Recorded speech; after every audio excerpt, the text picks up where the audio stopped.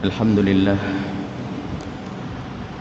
nahmaduhu subhanahu wa ta'ala hamdan yuwafi ni'amahu wa yukafi'u mazidah. Ya Rabbana lakal hamd kama yanbaghi li jalali wajhika wa 'azimi sultanik. Subhanaka la nuhsi thana'an 'alaika anta kama athnaita 'ala nafsik. Falakal hamdu wa lakal syukru 'ala dhalik. Allahumma salli wa sallim ala habibina sayyidina Muhammad wa ala alihi wa ashabihi wa tabi'ina lahum bi ihsanin ila yaumiddin. Allahumma ya Rabbana alif baina qulubina wahdina ya Rabbana subulas salam wa najjina minadh dhulumati ilan nur. Akrimna ya Rabbana bil mahabbati wal mawaddati war rahmati fi usratina waj'alna wa iyyahum min ahli jannatika innaka anta ala kulli syai'in qadir. Urzuqna ya Rabbana taubata qabla al-maut wasyahadata 'inda al-maut wal jannata ba'da al-maut. Amma ba'du. Yang kami cintai, kami muliakan para perindu-perindu ridha Allah, para pecinta-pecinta baginda Nabi Muhammad sallallahu alaihi wasallam. Alhamdulillah, puji syukur kepada Allah atas segala karunia dan nikmat yang Allah berikan kepada kita, yaitu nikmat kemudahan kita untuk bisa sholat berjamaah di masjid mulia ini. Kemudian dilanjutkan kita bergabung di majelis ilmu yang disebut oleh baginda Nabi dengan sebutan taman surga, dan sesaat disebutkan sebagai tempat pengampunan, sesaat disebut sebagai tempat turunnya rahmat Allah. Artinya di sini ada pengampunan Allah, di sini ada rahmat Allah, di sinilah taman surga Allah Subhanahu wa taala. Alhamdulillah. Kemudian yang akan kita bahas pada siang singkat ini tidak perlu, karena waktu siang adalah waktu istirahat, waktu untuk makan siang, maka akan kami hadirkan singkat saja tentang bagaimana mewujudkan keindahan di dalam rumah tangga. Rumah tangga harus indah, jangan ditawar, harga mati. Adapun jika terjadi perselisihan antara suami istri, permasalahan, itu wajar. Selagi Anda masih berada di dunia, Anda akan menemukan permasalahan. Baru nanti kalau Anda masuk surga tak ada masalah. Rumah tangga siapapun ada masalah. Rumah tangga siapapun akan ada masalah. Justru yang tidak ada masalah itu bermasalah. Rumah tangga Nabi ada masalah. Akan tapi ada cara untuk menyelesaikan permasalahan, sehingga di saat permasalahan itu terselesaikan, semakin indah. Semakin indah hidup itu. Seperti pengantin baru kembali. Maka di saat ada permasalahan, segera cari solusi. Jangan biarkan permasalahan itu menumpuk dan menumpuk dan menumpuk menjadi bom waktu yang akan membinasakan, merusak rumah tangga. Kita bawa kepada kisah baginda Nabi. Ada permasalahan dalam hidup Rasulullah. Suatu ketika baginda Nabi punya permasalahan dengan Sayyidah Aisyah radhiyallahu taala anha dalam rumah tangganya.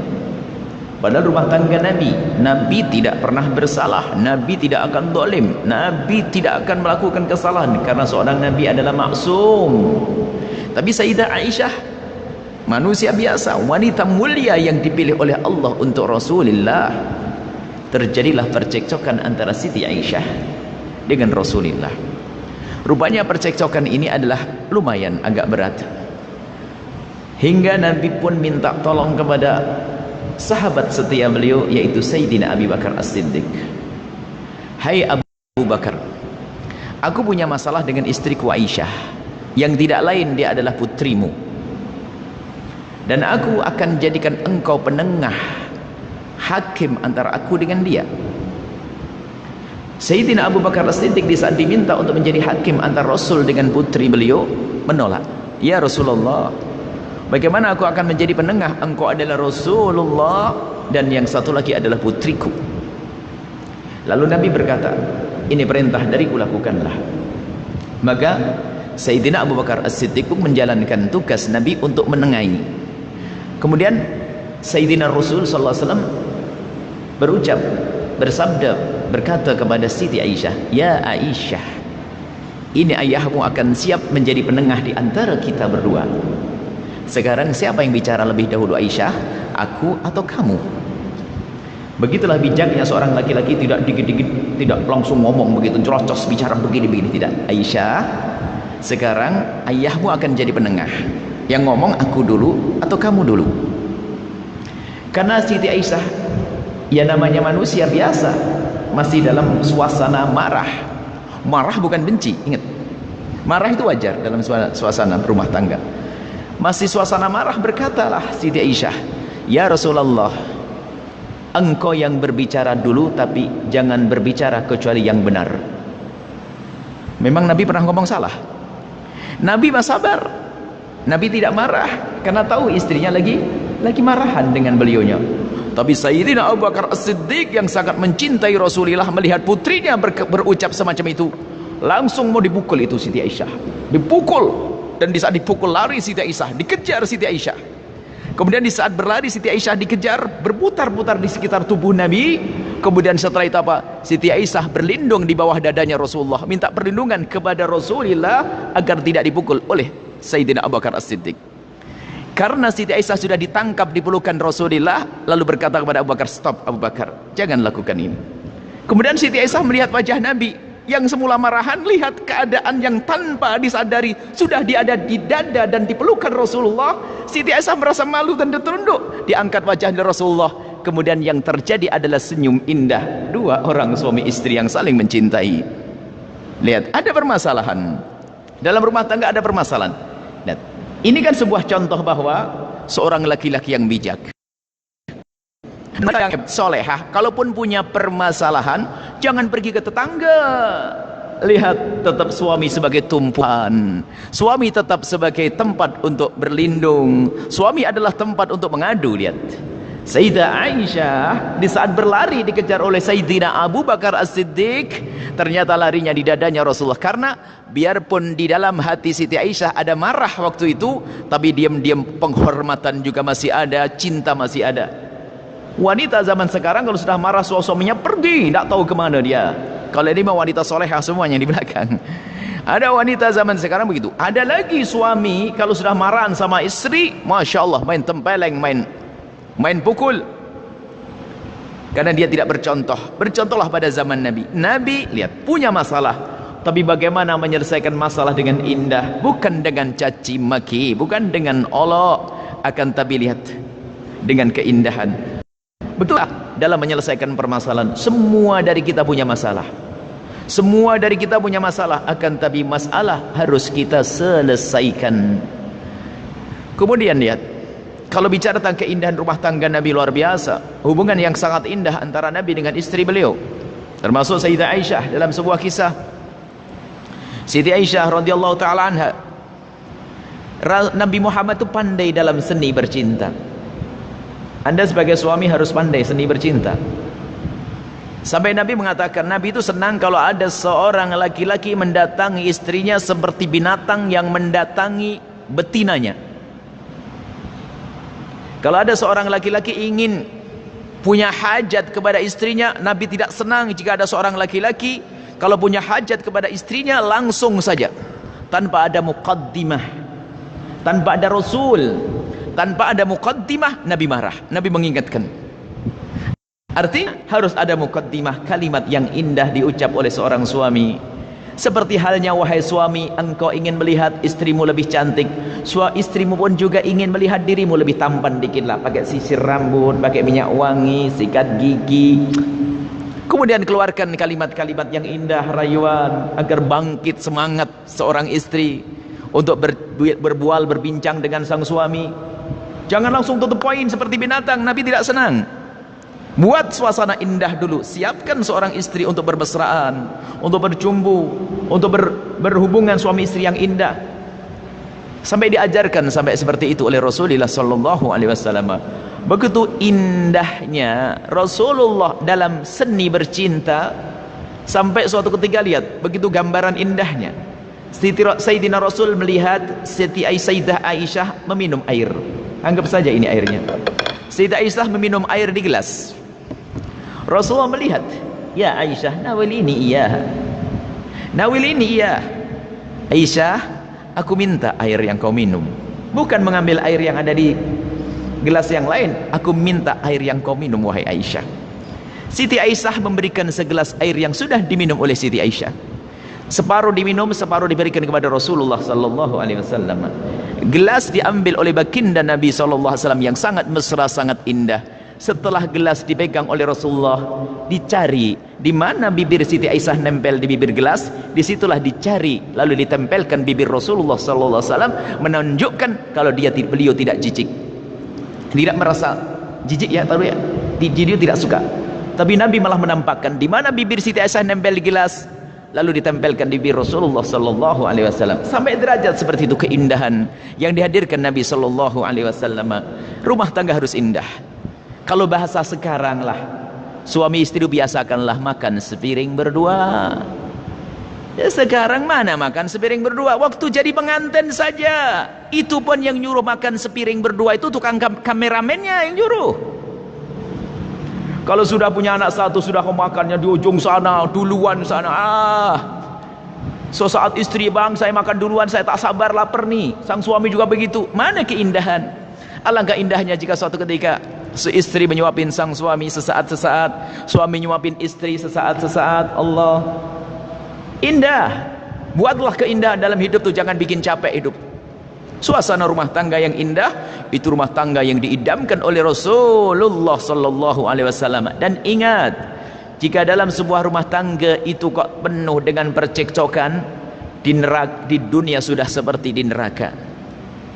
Belum lagi nanti di akhirat. Karena kalau percekcokan yang tidak kunjung selesai, percekcokan yang tidak segera diselesaikan, maka itu percekcokan akan masuk wilayah kezaliman, dan kezaliman membawa ke neraka. Makanya yang cekcok di dunia, awas hati-hati, bisa jadi dia adalah ahli neraka. Yang indah di dunia, dialah akan menemukan keindahan nanti di surga. Maka ini muqaddimah. Harga mati rumah tangga harus indah.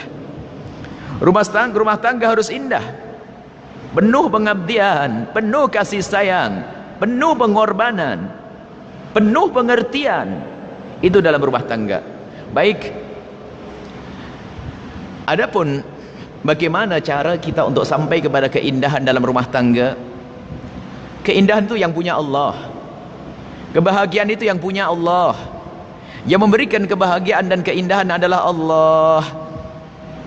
Maka dari itu, carilah keindahan dengan Allah. Ada beberapa poin, tapi tidak kami hadirkan semuanya pada saat ini, karena poinnya 10 poin. Kalau dibaca semuanya sampai maghrib nanti. Jadi akan kami hadirkan 1-2 sajalah. Yang pertama adalah, yang memberi kebahagiaan adalah Allah. Maka yang pertama, jadikanlah pernikahanmu dalam berumah tangga suami istri ini adalah tolong menolong di dalam mendekatkan diri kepada Allah.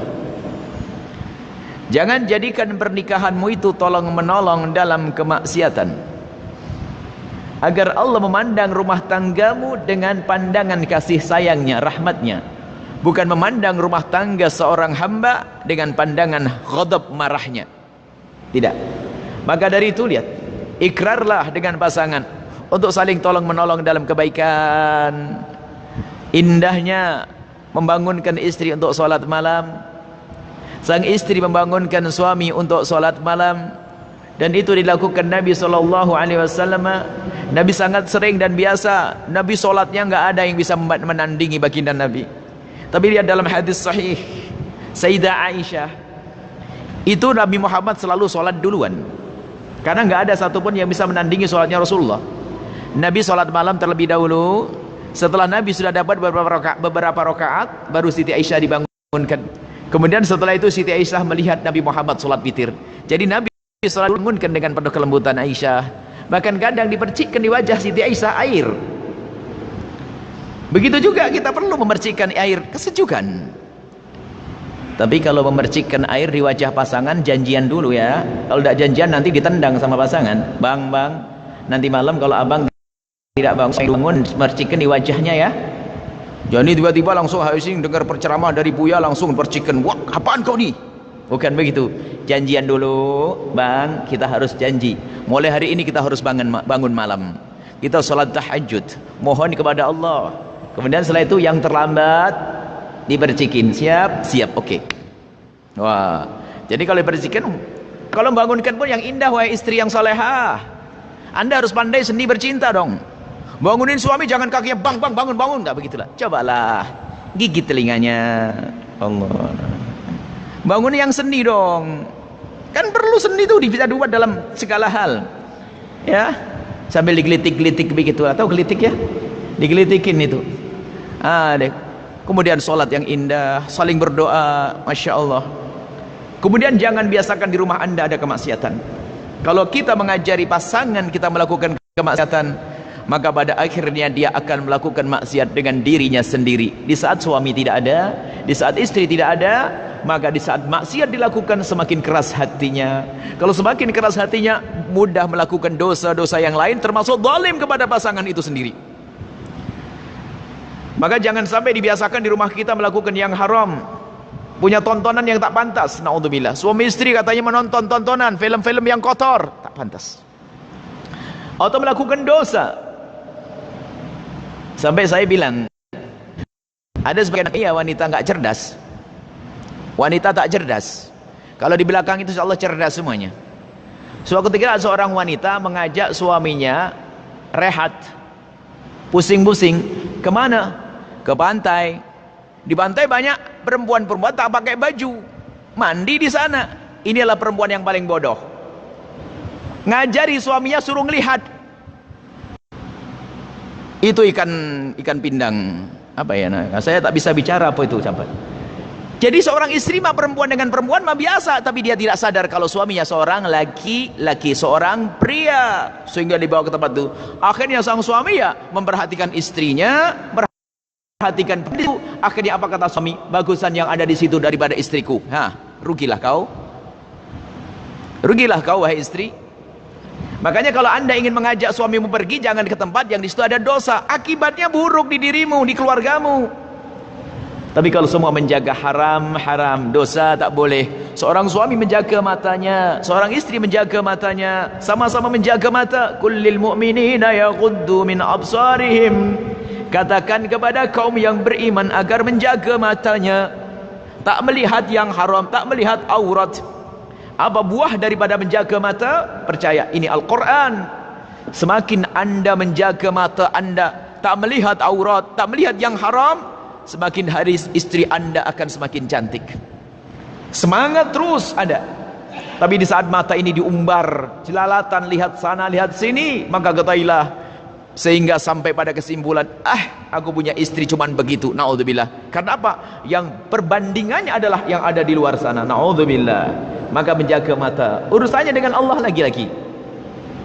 Begitu juga seorang wanita yang biasa melihat film-film kotor, gambar-gambar porno, gambar-gambar, naudzubillah, sehingga suaminya di matanya semakin hari semakin terpuruk, suaminya semakin hari semakin jelek, semakin hari tak sedap dipandang. Karena apa? Perbandingannya adalah yang haram. Maka yang pertama agar rumah tangga indah adalah jauhkan rumah tangga kita dari kemaksiatan. Anda akan rugi kalau mengajari istri bermaksiat. Di saat Anda pergi, dia akan melanjutkan kemaksiatannya. Hati semakin keras. Begitu juga kalau Anda sebagai seorang istri mengajari suami bermaksiat, maka suami pergi ke tempat yang jauh, maksiat yang pernah diajarkan istri pun terus berlangsung. Jadi ayo rumah tangga kita yang pertama, jadikan rumah tangga kita rumah tangga yang tolong menolong dalam mendekatkan diri kepada Allah dan dalam menjauhi kemaksiatan. Ini yang pertama.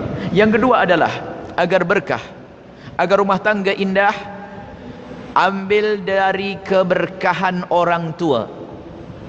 Maka rumus yang kedua, agar rumah tangga indah karena keindahan dari Allah, keberkahan dari Allah, maka jadikanlah pernikahanmu adalah untuk saling tolong menolong dalam berbakti kepada orang tua. Rumusnya sederhana. Hai para istri, ajari suami-suamimu agar semakin hari semakin baik kepada orang tuanya. Bukan orang tuamu. Salah wahai para istri. Hei para istri, Ajari suamimu semakin hari agar semakin baik kepada orang tuanya. Dan hai para suami, ajari istrimu agar semakin hari semakin baik kepada orang tuanya, bukan orang tuamu. Jangan salah. Kalau anda melihat istri anda kok kurang baik dengan bapak ibunya, anda tegur, anda ingatkan dengan penuh kelembutan sampai dia baik dengan bapak ibunya, maka ketahuilah dia adalah istri yang penuh berkah. Begitu juga seorang istri, jika selalu mengingatkan suami agar selalu baik kepada bapak ibunya, maka semakin hari suaminya semakin penuh berkah, dan keberkahan itulah yang membawa kebahagiaan. Cuman zaman sekarang zaman rosak. Ada seorang suami tak senang dengan mertuanya, bahkan istrinya pun tak boleh salah baca. Ada kitab yang masyhur di Jawa sana, kitab sebetulnya yang salah yang baca, bukan kitab yang salah. Ada kitab namanya Uqudul Lijain, tentang kisah seorang laki-laki yang pesan kepada istrinya, kau jangan pulang ya, biar kalau saya belum pulang. Sehingga sampai bapaknya sakit, kemudian dia tak kunjung bapaknya, sampai bapaknya meninggal tak kunjung bapaknya. Sehingga ada yang bermimpi bahwasanya gara-gara anaknya patuh kepada suami, maka bapaknya berada di sorga. Nah, ini ada yang salah paham.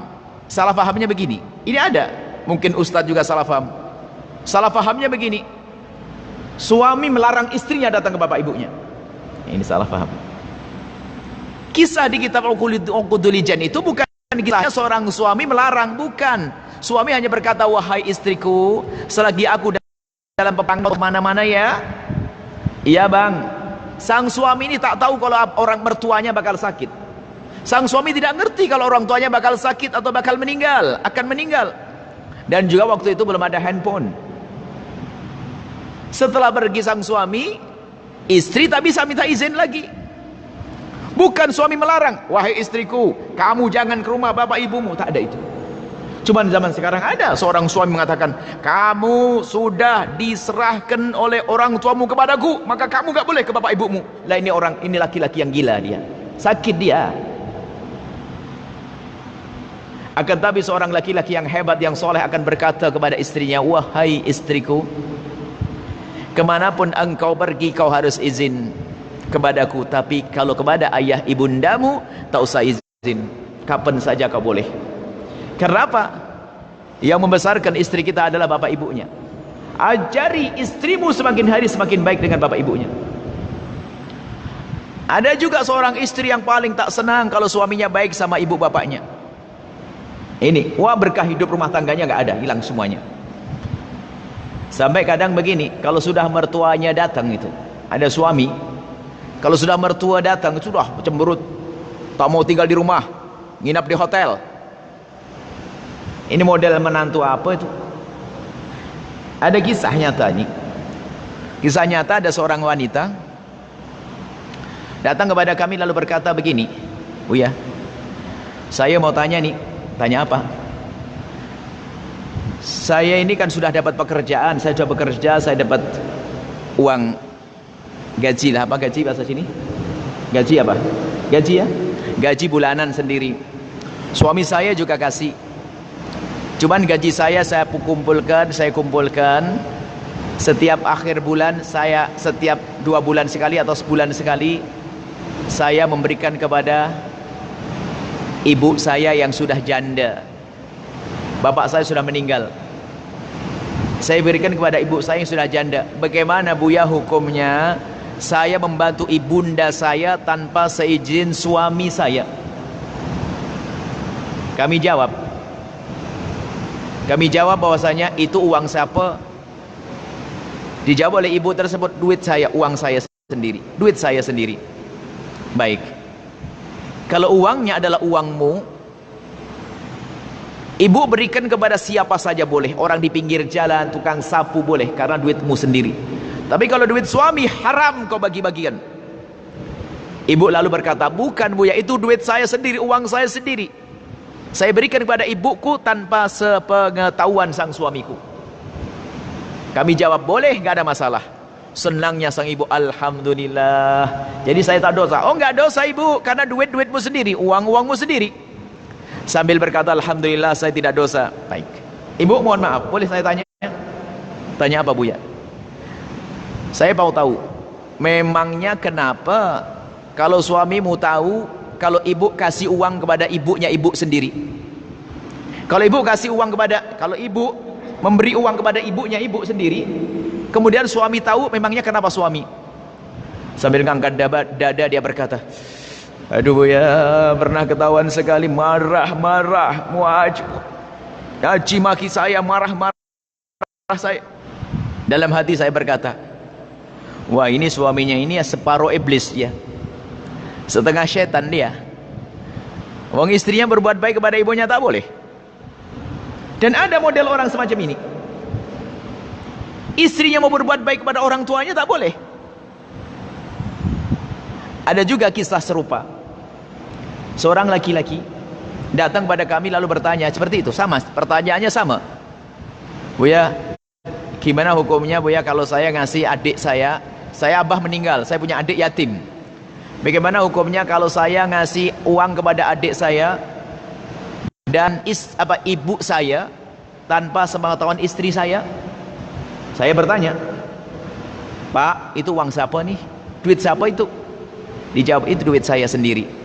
Istrimu sudah dikasih? Oh sudah saya cukupi. Ada apa untuk istrimu? Ya rumah, ada kulkas, ada kereta, ada macam-macam. Alhamdulillah. Jadi ini duit siapa? Duit saya sendiri Buya.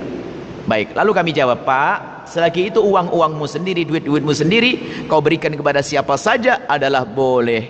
Alhamdulillah. Jadi saya tidak dosa dong Buya? Ya enggak dosa. Tapi kan Buya selalu berkata suami istri harus kompak. Tapi sekarang saya tak kompak. Kompak itu adalah sepakat. Saya diam-diam ini. Sebentar. Selagi itu uang-uangmu sendiri, duit-duitmu sendiri, kau berikan kepada ibumu, sangat boleh. Orang lain pun boleh kau beri. Lalu dia berkata, Alhamdulillah, jadi saya tak dosa. Tak dosa. Cuman saya bertanya, Pak, saya mau tanya nih, memangnya kenapa kalau bapak kasih duit ibumu, kemudian istrimu tahu bagaimana? Rupa-rupa sang suami, sang laki-laki berkata, Buya, pernah suatu ketika saya transfer uang, kirim uang kepada ibuku, istriku tahu, cemberutnya sebulan tak selesai-selesai. Dalam hati saya berkata, istrimu itu setengah jin dia itu. Istri yang busuk seperti itu. Mestinya berbangga kalau melihat suaminya bisa membantu orang tuanya. Rumahnya sudah dicukupi. Lah kadang rumah tangga ada muncul orang-orang semacam ini. Akan tapi mulai hari ini ayo kita tingkatkan pengabdian kepada orang tua. Orang tua pasangan, orang tua kita sendiri. Caranya sederhana, ajari pasanganmu, hei para istri, ajari suamimu agar semakin hari semakin baik kepada orang tuanya. Dan hei para suami, ajari istrimu agar semakin hari semakin baik kepada orang tuanya. Dan itu ada rayuan dahsyat.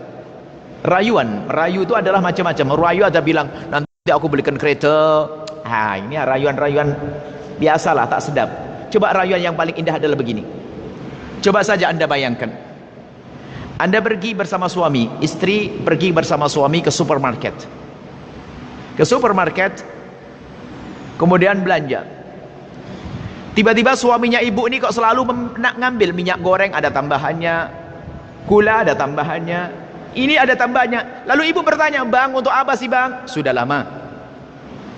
Tambah lagi terus. Setiap ibu ngambil, mesti ngambil lagi. Akhirnya dibawa pulang oleh sang istri sama suami, dibawa pulang sampai di rumah. Sang istri merapikan gula, minyak goreng semuanya. Baru yang diambil suami tadi taruh di bawah. Kemudian sang suami mengambil kardus kartun, kemudian dibungkus rapi. Lalu istri bertanya, Bang, kok dibungkus? Untuk apa? Ya mau dikirim dong. Kirim kemana? Kirim ke ibu sayang. Ibu siapa? Ibu abang sudah meninggal. Bukan ibuku dong, ibumu cantik. Ya Allah, langsung tersentuh hatinya. Ya Allah, aku saja tidak ingat ibuku, tapi kok suamiku ingat ibuku. Bisa menangis itu wanita. Jatuh cinta yang kedua kali itu. Indah, sebenarnya mudah mencari keindahan. Begitu juga seorang istri, kalau diam-diam, Abang, ini kirim buat ibu Bang. Ibu siapa? Ibunya abang dong. Allah.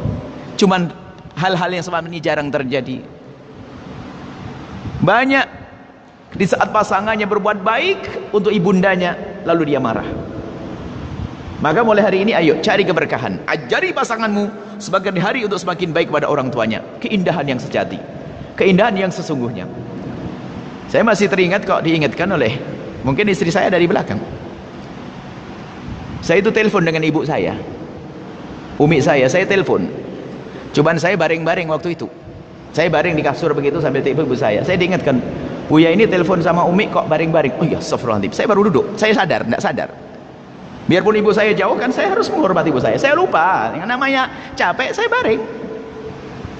Kemudian saya diingatkan, Buya telepon sama umi kok baring-baring. Saya dulu, ayat astagfirullahaladzim. Ternyata yang ada saya kagum, heran. Berani mengingatkan, senang. Diam-diam lagi itu. Kan dia menghormati ibu saya, menghargai ibu saya, mengingatkan saya untuk menghormati ibu saya. Ada makna. Ya segitulah hidup indah itu seperti itu nanti, Pak. Ajari pasanganmu untuk semakin baik dengan orang tuanya. Ini poinnya 2. Poin ketiga, tanya nanti. Insya Allah pulang indah ya. Bikin bingkisan untuk siapa? Untuk mertua. Wah, indah semuanya. Berlomba-lomba nanti. Begitu sebaliknya loh ya. Tidak indah misalnya egois.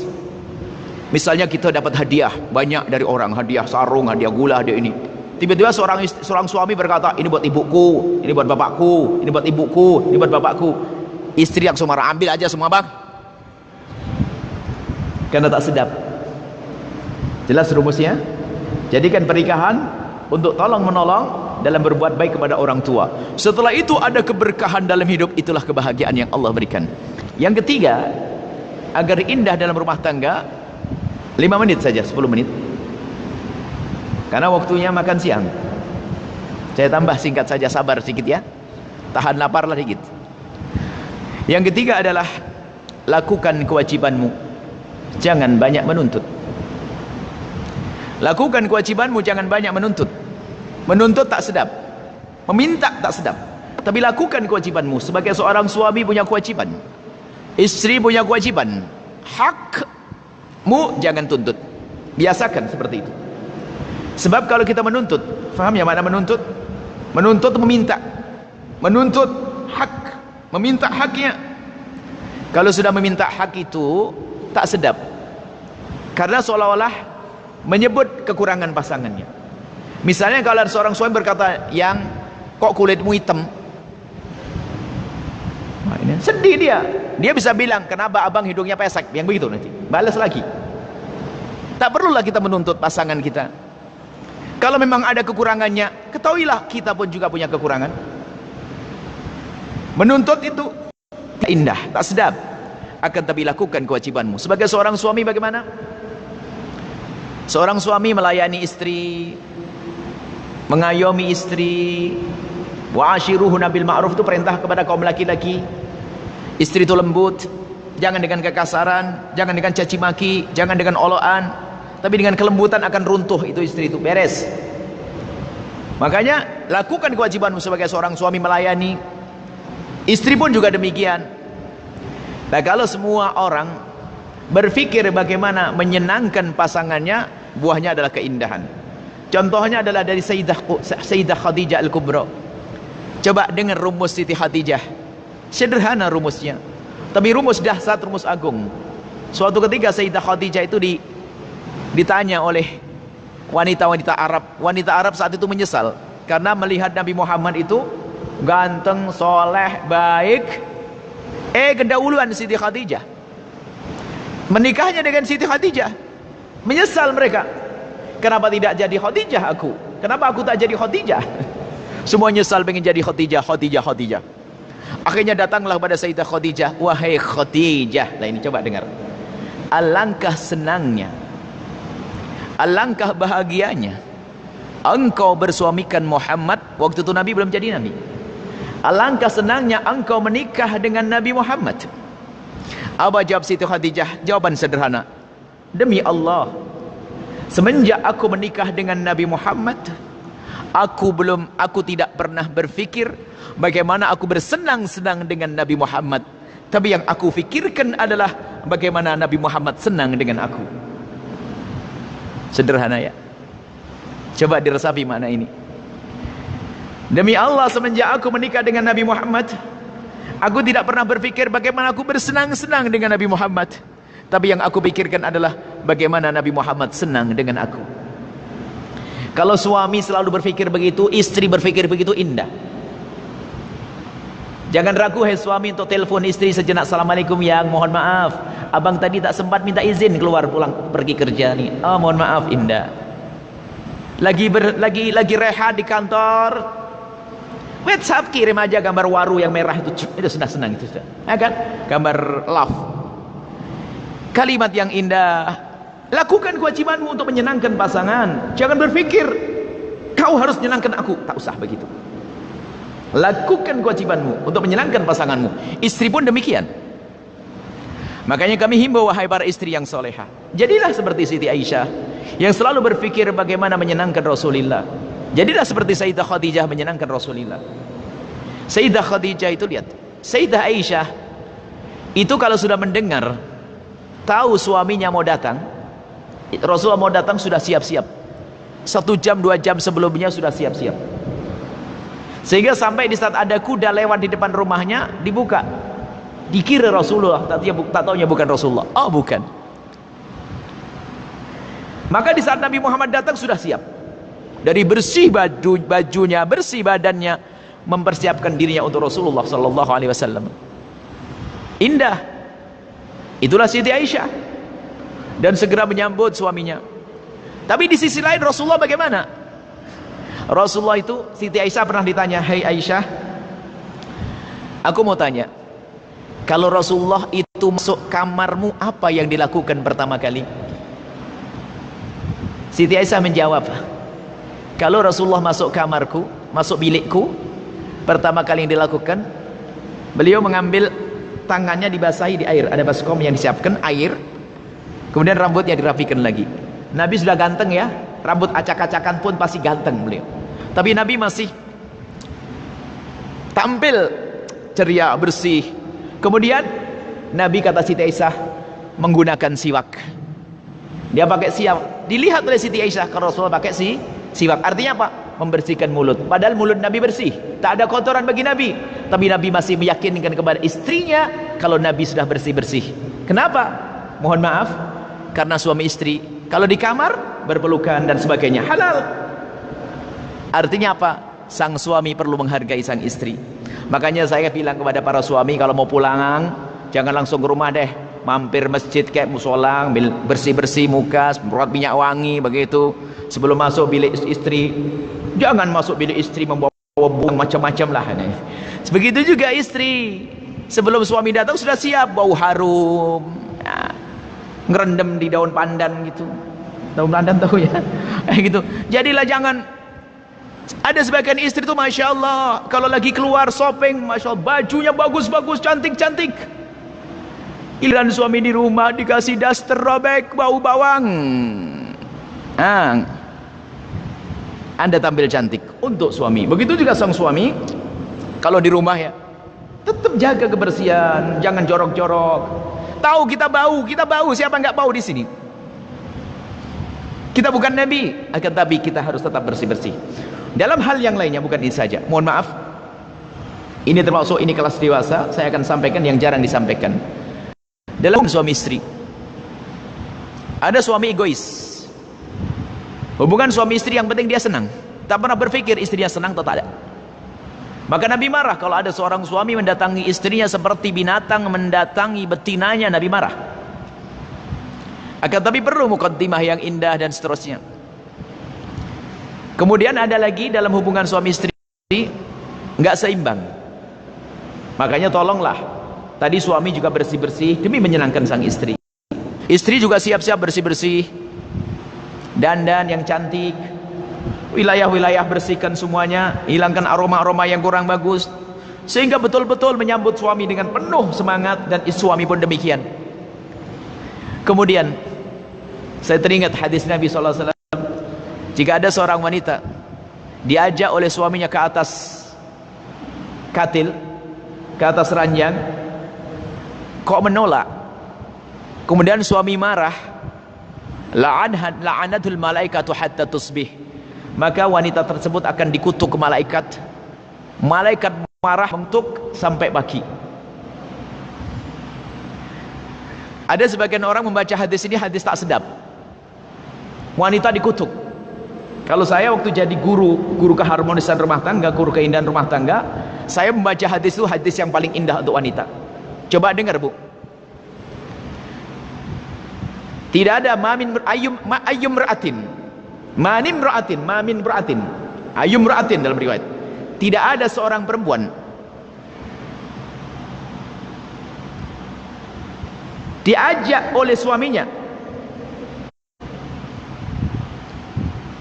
da'aha zawjuha ilal firasi, diajak ke atas ranjang, ke atas katil,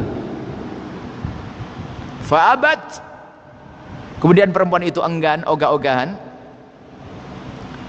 fabata ghadbana, sampai suami itu di malam harinya itu kecewa, marah, la'anatul malaikatu, malaikat akan dikutuk sampai pagi. Coba Anda baca, wahai wanita, indahnya wanita itu, enak wanita itu. Coba diajak kemana tadi itu? Suruh naik pohon kelapa? Naik bukit? Bukan, diajak di atas ranjang, tempat yang paling indah. Dipaksa lagi, enggak mau, dikutuk malaikat. Indah sekali wanita itu. Bukan suruh naik pohon kelapa nih. Maka ini perlu pemahaman makna ini. Jujur mohon maaf, ada sebagian wanita itu kalau sudah tahu suaminya mau, suaminya mau, itu ogah-ogahan, pergi ke dapur lama-lama, ke toilet lama-lama, menutup pintu lama-lama. Ayo, angkat tangan kalau istrinya begitu, nanti doain khusus. Bukan begitu wahai istri yang solehah, karena suamimu seorang yang soleh. Mungkin di luar lihat aurat, karena suamimu soleh itu haram, aku tak boleh lihat. Pulang ke rumah ingin segera melihat istrinya. Istrinya ke dapur lama-lama, ke toilet lama-lama, sampai suaminya ketiduran. Tertidurlah nas. Termasuk mohon maaf, di saat wanita dalam keadaan haid, ini juga ilmu yang jarang dihadirkan. Ini majelis mulia, lakukan kewajibanmu. Kalau wanita dalam keadaan haid, haram suami menggaulinya, memasukkan ke wilayah tersebut haram. Wilayah belakang haram jelas, baik dalam keadaan suci atau haid. Tapi dalam keadaan haid, seorang suami menggauli istrinya dengan memasukkan ke lubang, kalau tempat itu adalah haram, dosa.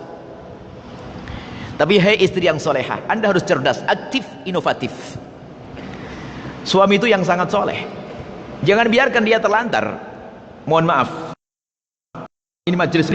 Jika seorang suami, laki-laki mengeluarkan air mani dengan tangannya sendiri, dosa, haram dia.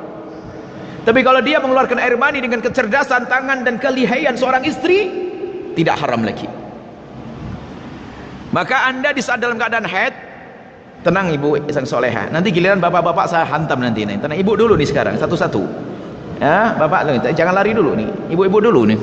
Dalam keadaan haid, suamimu tuh orang soleh, pengen bangkit syahwatnya, Anda selesaikan dengan keahlian Anda. Yang penting satu tok, jangan masuk ke wilayah tersebut. Apakah mohon maaf mufahadah dengan paha dengan ini, mohon maaf majelis mulia, atau dengan tangan Anda, maka kita setelah selesai dia lelap tidur dia, sudah. Kalau sudah selesai bebas dia, aman. Cuman ada sebagian wanita yang masya Allah, kalau sudah haid, sholatnya libur, benar. Bangun malam libur, gak benar. Padahal biarpun haid dia boleh bangun malam, doa, gak usah sholat. Sudah begitu apa? Membuatin sarapan untuk breakfastnya untuk sang suami, sudah libur. Buat sarapan libur, sampai menyenangkan suaminya juga libur nih. Akhirnya suaminya terlantar. Sudah begitu haidnya lama-lama lagi 10 hari, 12 hari. Tidak begitu wahai istri yang solehah. Senangkan suamimu, bukan bermacam-macam dengan cumbuan segala macam, itu halal. Sampai suamimu tuntas, selesai. Begitu juga wahai para suami, senangkan istrimu. Mohon maaf, sama. Ada sebagian seorang istri, ini masalah kesenangan di atas ranjang, ini kadang-kadang disepelekan. Ada seorang istri hanya dapat bagian mandi dan melahirkan saja. Kalau seandainya seorang suami, mohon maaf, bermacam-macam model, ini majelis mulia, ini perlu dibahas. Dan ingat, kalau sudah bicara masalah semacam ini, tidak boleh ada yang guyonan. Sebab kalau majelis digunakan untuk guyonan, akan dicabut barokahnya majelis. Kita bicara serius. Sama, Jika seorang wanita mencari kesenangan dengan tangannya sendiri, dosa. Tapi kalau dengan kelihayan tangan sang suami, maka tidak dosa. Maka mengertilah makna ini wahai para suami. Jangan di saat suami tuntas lalu ditinggal begitu saja, sehingga yang ada kekecewaan pada sang istri. Anda bisa tuntaskan dengan cumbuan. Karena apa? Di hati istrimu ada cinta. Dengan apapun yang Anda berikan, dia akan senang.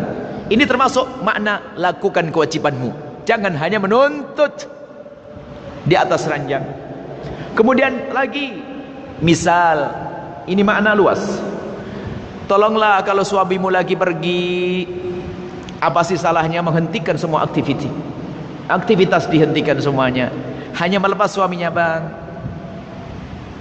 suaminya naik kereta atau naik sepeda, naik apa, naik bicycle, terserah, cobalah lepas semuanya sesaat, 1 detik. Atau di saat suami datang, hentikan semua aktivitas, sisihkan, ajari anak-anak kita untuk menghormati suami. Nah, abah mau datang sebentar lagi, siap semuanya. Allah, indah. Abah mau datang, abah cari nafkah, abah capek, semua anak datang, abah, Masya Allah, biar bersesaat. Dan di sisi lain, hai para suami, kalau datang ke rumah, tolonglah jangan langsung tidur brek, apalagi langsung ke komputer, ke laptop kayak ini. Coba cari istrimu ada di mana, datang kecup keningnya, lalu ucapkan kalimat maaf. Mohon maaf istriku, capek ya, musim hujan ya, jemuran tak kering-kering ya. Kalimat indah. Masuk kamar langsung tidur ngorok lagi, istri kaget, kok ada kerbau di sini begitu. Bukan begitulah indah. Sapa istrimu, dia capek sehari. Membiasakan yang indah tuh harus biasakan begitu, sehingga terasahlah hati. Semakin hari semakin menghargai. Kemudian dia jangan menuntut. Ini yang harus saya tekankan. Jangan menuntut itu begini. Kalau Anda pulang, hai suami, tak taunya istrinya cuek dengan televisinya, Anda tidak usah menuntut, kata Buya, jangan menuntut. Ya biar aja. Anda buka pintu. Kadang-kadang ada istri malas, Bang. Begitu. Assalamualaikum, Mama. Waalaikum, Umi. Ya Bang, pintunya nggak dikunci, Bang. Dia asik di televisi sambil ngopi. Buka pintu tak mau dia. Akhirnya suami dorong-dorong, pintunya dikunci, akhirnya pecah patah. Coba dengar. Ada istri begitu, malas. Ingat, tapi kalau ternyata istrimu kayak begitu, nggak usah menuntut. Dia belum belajar. Datanglah, buka pintu dengan kesabaran, lalu kecup keningnya, cium tangannya kalau perlu. Jangan mencium tangan hanya istri saja dong. Kan Anda laki-laki cium tangan suami istri kan indah. Istri suruh cium saja, dia gantian dong sekali-kali. Yang mijet juga gantian dong, jangan istri suruh mijet terus. Anda yang mijet sesaat-sesaat. Wah, ini paling tidak enak pengajian hari ini bagi bapak-bapak ya. Masa saya suruh tiket istri? Wah, mijet ya. Mijetnya bebas kan? Namanya suami bebas. Kalau tukang mijet ada batasannya. Buat indahlah rumah tangga. Jadilah orang pandai dalam seni bercinta. Saya sering guyonan dengan para pengantin anak-anak muda itu. Kalau jadi suami itu yang usil sama istri, bikin pusing, colak-colek, begitulah. Jangan lempeng-lempeng tentang Ustaz. Assalamualaikum wahai istriku, apa kabar? Gak enak lah begitu. Biarpun Ustaz itu kalau sudah di kamar, buat indah. Ustaznya serem-serem. Assalamualaikum istriku, apa kabar? Abah mau sholat 20 rakaat dulu nih. Habis itu baca Quran 2 juz. Ibadahmu adalah dengan pasanganmu. Ibadahmu menyenangkan pasanganmu. Jangan menuntut. Artinya begini, jangan menuntut. Kalau ternyata suamimu datang tidak mengucapkan salam yang lembut, wahai istri, jangan lalu berkata, "Tidak dengar Buya ya? Datang tidak salam nih." Tidak usah. Tetap Anda melakukan tugasmu. Sambut dia dengan baik. Cium tangannya, bantu turunkan helmnya atau apa saja. Masya Allah, ambilkan segelas air, Bang. Allah, indah. Biarpun suamimu tak peduli, tapi kalau Anda sekali, 2 kali, 3 kali terus dengar ceramah ini, berubah besok. Ini baru 3 ya. Lanjutannya nanti insya Allah, karena belum makan siang. Ada cerita Abu Nawas sedikit. Suatu ketika Abu Nawas itu datang ke tempatnya Harun ar-Rasyid. Tempatnya Harun ar-Rasyid, sama Harun ar-Rasyid dikasih rebana, dong, 1 lagu, 2 lagu, 3 lagu. Akhirnya Abu Nawas berkata, "Khalifah, suara piring lebih merdu daripada rebana." Jam begini sudah tidak konsen kayaknya, tidak khusyuk. Ceramah Buya tak ada artinya, nanti ditutup saja. Karena suara piring sudah nunggu-nunggu di rumahnya. Cukup insya Allah ya. Yang mau ditanyakan silahkan. Yang penting harus indah rumah tangga. Cukup. Masih banyak poinnya, nggak bisa diselesaikan hari ini. Ayo, yang mau ditanyakan silakan, satu atau dua, mangga silakan. Nggak ada mic-nya, wireless-nya tak ada. Hah? Tak ada wireless, tak ada. Tak ada. Silakan kalau kami bisa dengar, oke. Ya.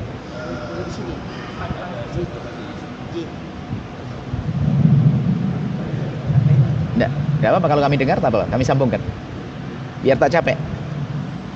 Kasihan jalan, harus jalan. Nih, di situ.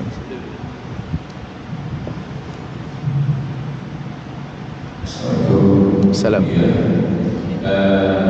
Dulu ada dari masa tadi mengatakan seorang istri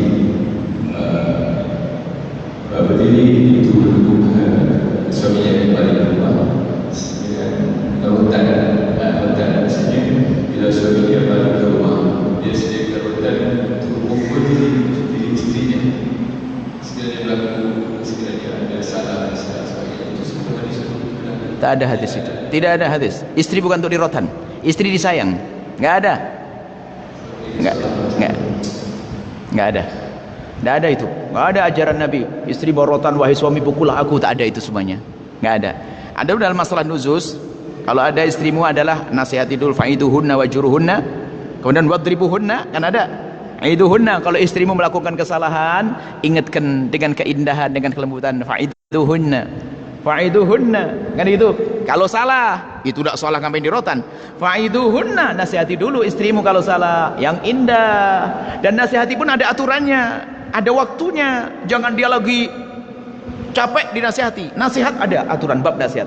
Setelah nasihati yang baik, cara yang benar, ingat bab nasihat saja ini panjang ceritanya. Makanya ngajinya nggak cukup sekali ini. Bab nasihat sendiri nggak bisa di saat istri salah, kau jangan gini, nggak bisa. Ambil waktu yang indah, lagi bermesraan lagi ini, baru yang boleh saya ngomong yang apa bang? Siap nak? Apa sih bang? Abang mau nasihati adik nih. Sedikit marah nih, marahnya aja ngomong, ajib nak? Marahnya bu, kalau suamimu mau marah ngomong enak bener. Yang abang mau marah nih, boleh nggak sekarang? Siap belum marah? Wah deg-degan dia, marah apa sih bang? Sudahlah, boleh nggak? Belum siap, saya tak marah sekarang. Saya tunda besok pagi. Besok pagi tanya lagi. Jadi kita harus waktu menasihati benar. Wa'idhuhunna wahjuruhunna fil madaji. Sabda Nabi, wahjuruhunna itu tinggalkan dia dari tempat tidurnya. Wahjuruhunna, jangan diajak ngomong, ya, jangan diajak ngomong, itu sudah hantaman berat. Tapi fil madaji, tetap anda tidur di kamar, jangan sampai anak tahu. Apalagi pergi ke rumah tetangga, tak pantas suami gitu. Wahjuruhunna fil madaji, jangan diajak ngomong, tapi anda masih tetap di kamar, diam anda ambil bantal tidur di bawah. Nasib buruk istrinya tak tahu diri, syukurin lo, nah enak itu. Tapi insya Allah istri solehah, anda ambil bantal tidur di bawah dan jangan berbicara. Dan misalkan abang marah dengan kamu sampai dia minta maaf, baru ternyata dihajar pun tidak paham. Wadribuhunna, pukul, bukan bogem begini. Sampai ulama mengatakan miswak. Sayang di sini, mana tanganmu? Apa? Saya menjalankan perintah Allah, saya akan pukul kamu. Jangan keras-keras sampai babak belur bengkak begini. Itu model suami apa itu? Bukan, ini pakai wajjuruhunna seperti itu, bukan. Kalau sudah senggal ketiga ini sudah pol-polan. Artinya apa? Bisa jadi setelah ini adalah mungkin harus ditinggal atau sebagainya. Ini terakhir sayangku. Aku sudah nasihatimu, aku sudah menghajarmu, tapi kau tidak baik. Ini adalah terakhir. Tak sakit, tapi hatinya yang terasa. Kok nggak usah rotan, istri tak salah suruh pukul, tak ada hadis itu, nggak ada. Jadi nggak ada hadis macam itu. Membawa rotan itu, Islam tidak mengajarkan kekejian kok. Kalaupun ada, perlu pakai tafsir nanti. Kalau seandainya ada, tentu maknanya beda. Tapi selama ini kami tidak pernah menemukan itu. Banyak juga riwayat-riwayat palsu, misalnya dinisbatkan Sayyidina Umar. Sayyidina Umar mengatakan, syawiruhunna wa khalifuhunna. Kata Sayyidina Umar, ajaklah istrimu bermusyawarah, tapi langgar dia. Itu dusta. Nggak ada hadis begitu. Sayyidina Umar mengajarkan keindahan. Insyaallah ya, harus indah. Jangan pakai rotan. Jangan ada. Istrimu adalah lembut. Untuk menaklukkan istri aja kau pakai pukulan, itu laki-laki tak punya kelebihan. Naklukkan istri saja pakai mukul, itu laki-laki tak punya kelebihan. Mana daya rayumu, hai suami? Dirayu, mudah. Kalau istrimu hitam tinggal bilang, aduh istriku yang manis, itu sudah senang dia. Bilang semakin hari kau semakin tampak cantik, itu sudah senang pakai pukulan. Dia laki-laki tak punya kelebihan. Kalau memang seorang suami sudah tidak senang dengan istri yang karena perilakunya, tidak harus dipukul kok. Ada, tinggalkan dia, selesai. Tapi setelah proses panjang, semoga rumah tangga kita indah tanpa ada perpisahan. Silakan yang satu lagi dan ditutup dengan doa. Cukup insyaallah.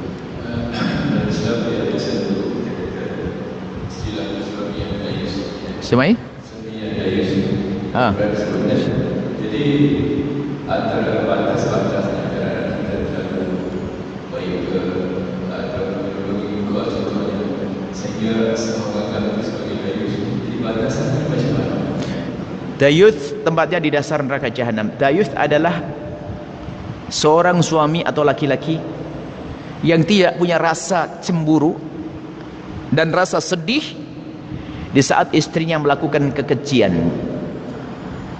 Istrinya dibawa seorang laki-laki, senang, tenang saja. Istrinya melakukan satu kekejian. Keji itu adalah lebih mengarah kepada zina atau muqaddimah zina. Istrinya komunikasi dengan laki-laki, tenang saja. Dayuth, tak punya cemburu. Anak perempuannya dibawa laki-laki, sekolah, dijemput. Sekarang ada sekolah diampirin, di sekolah umum, sekolah itu. Anak gadisnya dijemput, naik sepeda, bapaknya melihat, dayuth. Maka kami sering sampaikan, jika anda seorang bapak menghantarkan putri anda yang pergi ke Johor, maka waktu anda mengantarkan putri anda yang sekolah di Johor dari Kuala Lumpur ke Johor, itu lebih bagus daripada solat yang anda tegakkan di malam hari. Karena apa? Menemani seorang putri adalah wajib, solatmu adalah sunnah. Kadang seorang bapak sudah nggak punya cemburu, pergilah nak, akhirnya dibonceng sama laki-laki, dayuth. Kadang seorang istri pun dibawa laki-laki juga diam saja, naudzubillah, nggak punya cemburu. Dia adalah laki-laki paling dungu di dunia dan di akhirat. Harus ada cemburu. Cemburu ini menjaga dia agar pasangannya tidak masuk wilayah haram. Ini mas, kecemburuan ini tingkatannya berbeda-beda. Ada, kalau di negeri-negeri kafir lihat, istrinya dicium sama orang boleh, gila. Kan ada, bahkan kalau disko apa dansa atau apa itu ke istri, gila, benar itu. Pegang ini, senggol-senggol, ya Allah. Mana ada akhlak, mana ada cemburu, mana ada cinta. Bahkan mungkin saling ingin merasakan yang lainnya, naudzubillah. Baik, itu ada dayuth. Hei para suami laki-laki, dayuth, jaga ibundamu, jaga istrimu, jaga anakmu, jaga saudarimu dengan kecemburuan. Itulah iman. Allahu a'lam bissawab. Cukup? Jumpa lagi nanti malam di mana? Nanti malam di Masjid Alamsyah. Di mana? Di Jalan Wudu. Jalan Wudu, tahu ya? Saya salah ucap pun faham insyaallah. Oh, besok nanti malam kuliah subuh di sini, pamitan kita. Ada kuliah subuh di sini.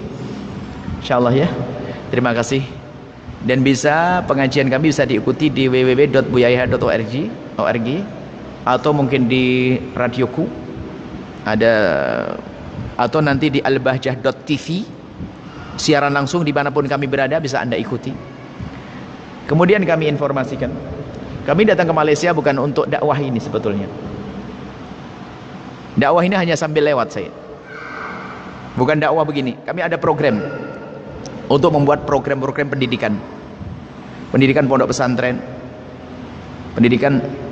Jadi jangan sampai anak-anak kita pengen mencetak anak-anak yang dia dalam ilmu dunia hebat, tapi mereka juga punya ilmu agama. Maka kita akan membuka pondok pesantren di Terengganu, di Kemaman sana, dengan harapan nanti ada siswa-siswanya. Kalau sebetulnya kami ingin mengirim siswa dari Indonesia, cuman permasalahannya adalah kita belum bisa mendatangkan dari Malaysia. Kalau di Indonesia kita setiap tahun, di Indonesia kita tuh sudah banyak cabangnya, tidak tahu berapa banyak cabang Al-Bahjah. Di satu kota kecil Cirebon saja kita ada 9. Kita semua ada 9. Kemudian ada di Batam kita ada. Dan ada rencana nanti di Johor juga. Sekarang kita akan buat di Kemaman ini, karena kita belum bisa mendatangkan pelajar-pelajar dari Indonesia. Kalau seandainya ada yang menjembatani, bagaimana bisa belajar, maka akan kita kirim 100, 200, terserah nanti berapa pelajar Indonesia. Adapun gurunya akan kita persiapkan di sana. Tentunya pendidikannya adalah kita utamakan pendidikan agama, kemudian sambil kita perencanakan pendidikan dunianya. Karena mereka harus melanjutkan nanti, setelah harus ada sijilnya dan sebagainya. Yang penting bagaimana mereka mendapatkan akhirat, dunia dan akhirat. Ini akan kami rencanakan di Kemaman sana, dan akan kami kembangkan dari pesantren yang ada di Jawa, di Indonesia. Kemudian juga kita ini di Cirebon ada program anak-anak berbakat.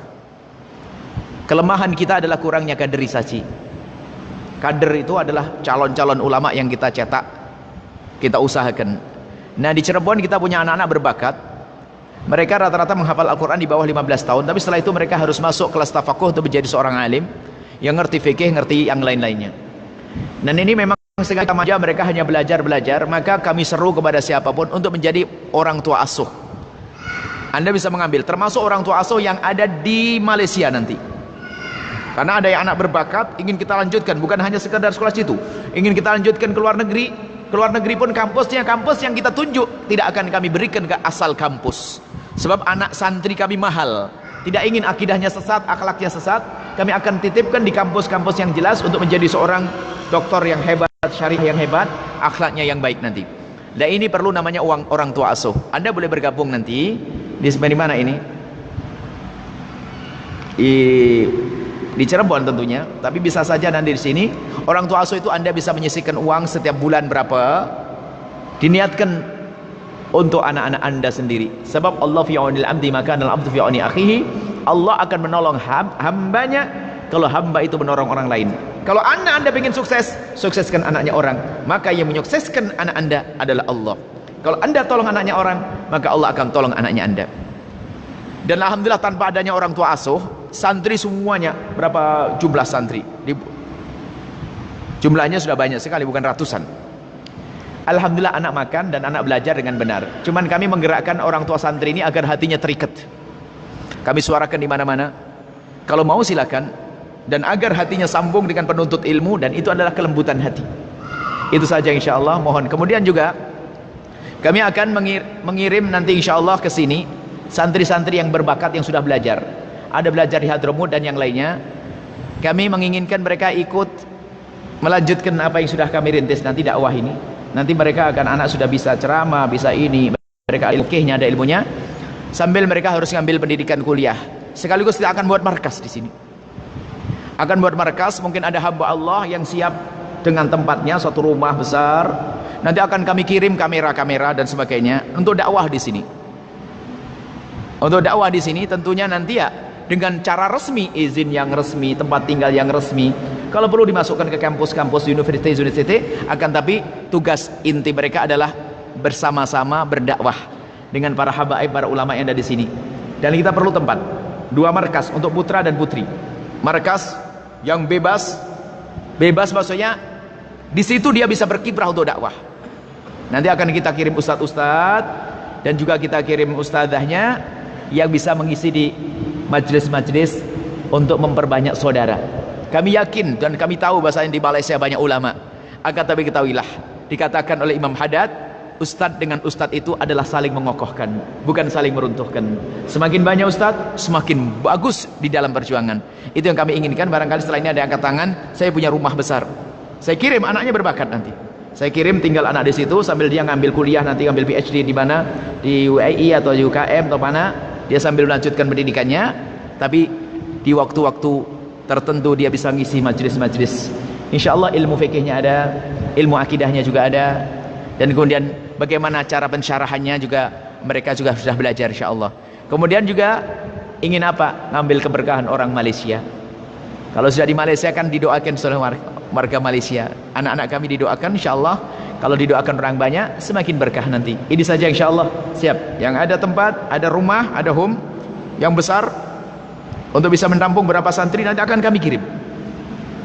Yang ngurusi kita nanti, tim semuanya. Kita ada timnya. Dan Anda boleh bergabung dengan tim dakwah Al-Bahjah di sini. Tapi ingat, bagi siapapun yang sudah bergabung dengan habaib dan asatid, tidak boleh meninggalkan mereka. Gara-gara ingin pindah dengan kami. Saya tak senang itu. Yang sudah punya guru, punya habaib, punya ustadz, tetap dengan ustadz dan gurunya. Cuman dengan kami ini bab tambahan. Jangan sampai gara-gara terpesona dengan kami lalu ditinggalkan gurunya. Tidak berkah nanti, hati-hati. Tetap dengan gurunya, iya, cuman kami tawarkan ini program besar. Ini program besar. Dalam setahun 2 tahun insyaallah Gema Dakwah yang ingin kami serukan ini akan disambut insyaallah. Karena husnudon. Karena kami lihat orang Malaysia baik-baik. Indah-indah semuanya. Kami bertemu dengan mereka sejuk semuanya. Ini adalah peluang untuk berdakwah lebih besar lagi insyaallah. Ada rumah, ada tempat, bahkan kalau ada pondok pesantren nanti kita garap. Ada apa namanya, bilik-bilik yang banyak. Ayo kita pikirkan bersama insyaallah. Baik, ini saja. Bismillahirrahmanirrahim. Alhamdulillahirabbil alamin. Allahumma shalli ala sayyidina Muhammad wa ali sayyidina Muhammad. Irhamna wa la tu'adzibna, wansurna wa la takhdhulna, wa afina wa la tumridna, wa akrimna wa la tuhinna, wa athirna wa la tusir alaina innaka ala kulli syai'in qadir. Allahumma ya Allah, ya Rahman, ya Rahim. Pandang kami dengan kasih sayang dan cinta darimu. Kami ya Allah mohon ya Allah, wujudkan keindahan dalam rumah tangga kami. Jadikan kami ya Allah suami istri yang saling mencintai, karenamu berkasih sayang, karenamu berkorban, karenamu mengerti, karenamu. Dan jadikanlah kami ya Allah hamba-hambamu yang semakin hari semakin saling mencintai karenamu ya Allah. Jauhkan kami dari percekcokan dalam rumah tangga kami, jauhkan kami dari kebencian ya Allah. Kami mohon ya Allah, tambahkan kecintaan kami kepada pasangan kami, tambahkan kecintaan kami kepada pasangan kami ya Allah, tambahkan kecintaan kami kepada pasangan kami ya Allah. Jangan kau kurangi sedikit pun ya Allah. Takut di saat kurang cinta kami, kami pun kurang mengabdi ya Allah. Dan kami mohon ya Allah, yang belum menikah jaga kehormatan kemuliaan mereka. Mudahkan mereka untuk mendapatkan pasangan orang-orang mulia yang kau muliakan, yang menjadi sebab mereka mulia di dunia dan di akhirat. Kami mohon ya Allah, jauhkan kami dari sebab-sebab kehinaan.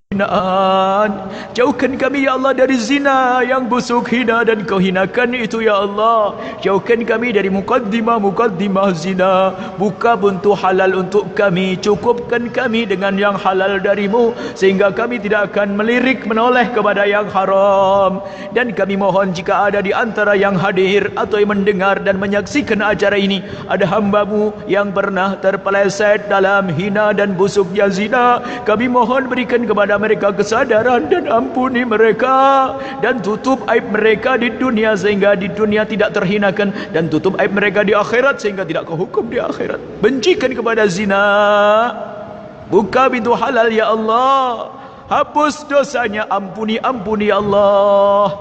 Jauhkan kami dan tetangga kami dari meninggalkan solat, jauhkan kami dari segala dosa. Kami mohon ya Allah, yang sempit rezeki lapangkan dengan rezeki yang halal penuh berkah, yang sakit sembuhkan, yang punya hutang mudahkan kami dalam bayar hutang-hutang kami. Dan kami mohon ya Allah, panjangkan umur kami dalam ketaatan serta sehat walafiat. Dan kami mohon ya Allah, di majlis mulia ini ya Allah, kirimkan kepada kami ya Allah, kirimkan untuk kami ya Allah hamba-hambamu yang ahli surga, pejuang-pejuangmu yang tulus ahli surga, yang bisa berjuang bersama kami ya Allah, yang ahli surga ya Allah, yang bisa berjuang dengan hartanya, yang bisa berjuang dengan ilmunya atau tenaganya, pikirannya dan panjatan doa di tengah malam. Kirimkan kepada kami ya Allah. Hanya kepadamu kami mengadu, kirimkan ahli surgamu ya Allah, dan jadikan kami bersama mereka. Dan kami mohon siapapun yang telah berjuang di masjid ini ya Allah, yang telah berjuang bersama kami ya Allah, dan yang telah berjuang di masjid ini, apakah yang mewakafkan tanah ini, yang membangunnya, yang menghidupkan masjid ini, yang menghadiri masjid ini ya Allah, yang berderma di masjid ini, kami mohon berikan kepada mereka segala kebaikan di dunia dan di akhirat ya Allah. Berikan ketulusan ya Allah, jangan sampai kebaikan yang mereka lihat, mereka lakukan tidak mereka lihat di akhirat. Kami mohon dan kami mohon ya Allah, panjangkan umur kami dalam ketaatan serta sehat walafiat. Dan kami mohon ampuni orang tua kami dan guru-guru kami, berikan kasih sayangmu kepada mereka. Dan kami mohon berikan kepada kami semua husnul khatimah, husnul khatimah, husnul khatimah, mati dalam keadaan iman. Dan kami mohon ya Allah, jadikan ucapan kami di akhir hayat kami kelak, saat Engkau hendak mencabut nyawa kami. Kami ingin saat itu ya Allah, hati dan lidah kami mampu mengucapkan kalimat agung dan mulia, la ilaha illallah Muhammadur Rasulullah. La ilaha illallah Muhammad Rasulullah. La ilaha illallah Muhammad Rasulullah sallallahu alaihi wasallam. Rabbana atina fid dunya hasanatan wa fil akhirati hasanatan wa qina adzabannar. Wa sallallahu ala sayyidina Muhammadin wa ala alihi washabihi wasallam. Alhamdulillahirabbil alamin. Al-Fatihah.